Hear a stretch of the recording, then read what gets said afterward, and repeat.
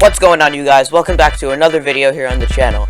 In this video, we're going to be doing like a storyline of the SMP sort of thing, because I know I haven't made a long video or an SMP video in a while. I've been uploading shorts trying to get some more attention on YouTube.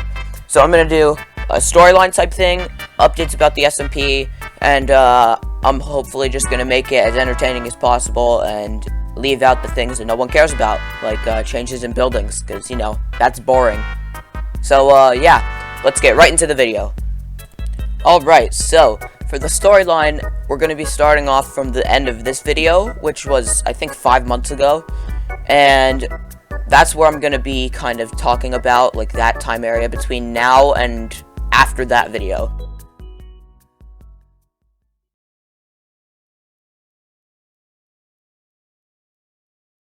So after that video, one of the biggest and probably most relevant things that happened on the SMP was we had an election, and we elected a mayor, a vice mayor, and I think after that we elected a judge, and maybe a detective, but I don't know if we elected a detective. And we had a fair election, we worked it out. I was going to post it on YouTube, but unfortunately I lost the footage, so I was unable to upload it, and it ended up being really chaotic anyway, so it probably wouldn't have worked out too well. Vortex won as the judge. He is still the judge to this day. Pizza Man, or Pro Pizza Plays, won as vice mayor. And I somehow won as mayor. I'm just as surprised as you guys probably are. What we did, we just had an election in the court building that was built by Fnatic in preparation for the mayor and vice mayor and for the judge when we had trials and stuff. And everybody wrote a speech, and they'd read off their speech, and then we'd have a vote. Another thing we changed in the SMP were that we divided each separate area of the SMP into districts, which basically meant every few people had their own area, and that area had its own design and other features that had to match.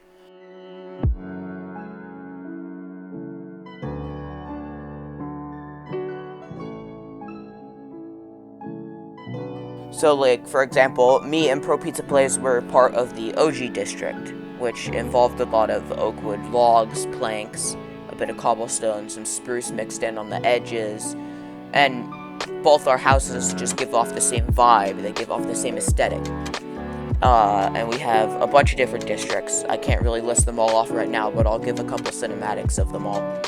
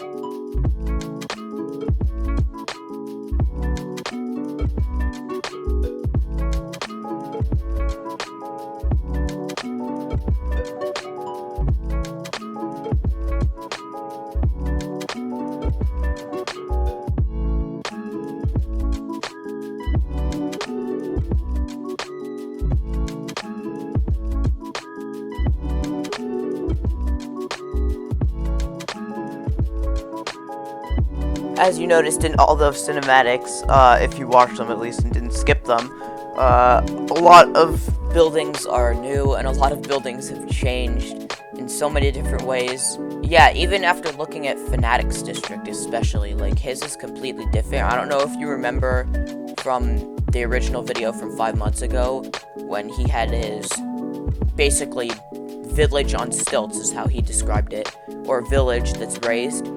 That's gone. It's been replaced with a cabin. You're probably wondering why.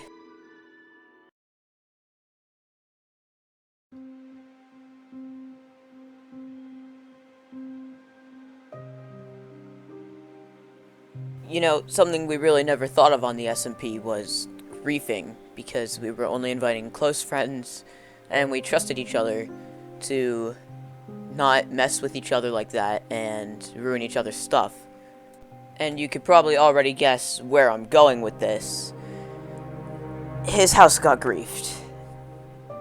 It was out of absolutely nowhere.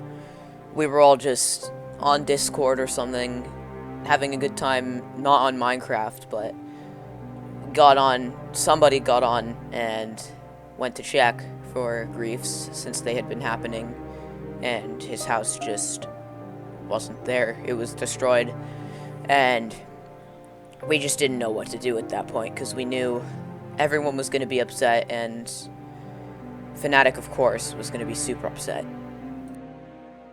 I remember getting on and looking with who I was on Discord with.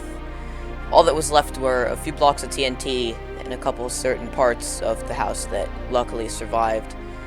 Most of his stuff luckily survived the explosion, but the house that he had worked several months on was gone, and there was no bringing it back. As far as I can remember, we didn't tell Fnatic until later. One, because we knew he would be upset and we didn't know how to break it to him. And two, we didn't know what to do about the griefer and how to tell him, because we knew if we told him, he was just gonna go heartbroken.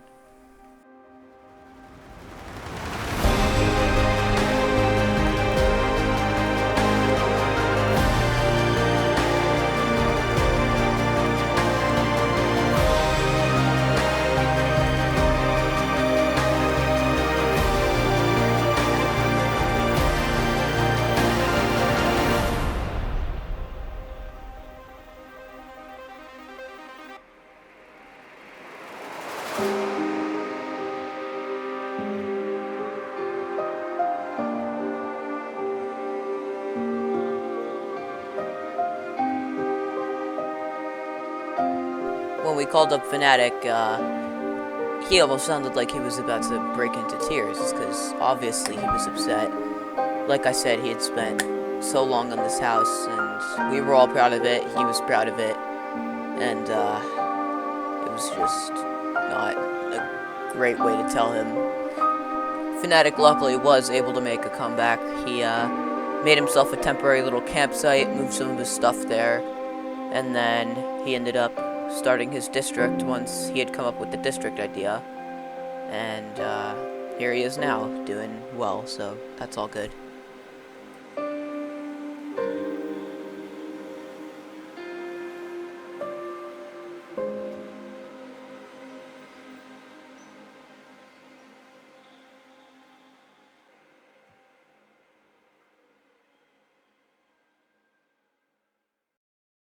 After all this chaos had happened, we knew we had a secret griefer on our hands.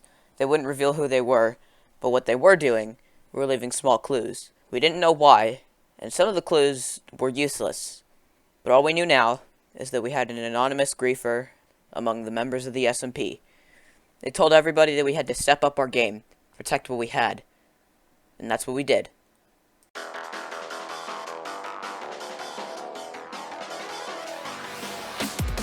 All the members of the SMP now knew we had to step up our game. We built prisons in the mayor's office. We built a prison underwater, and we even guarded it with Elder Guardians. Kinda like Pandora's Vault from the Dream SMP. Although, this one was made of bedrock. Yes, we did have to use creative, but still, anything to keep this griefer out of the way. What had happened really woke up the rest of the members.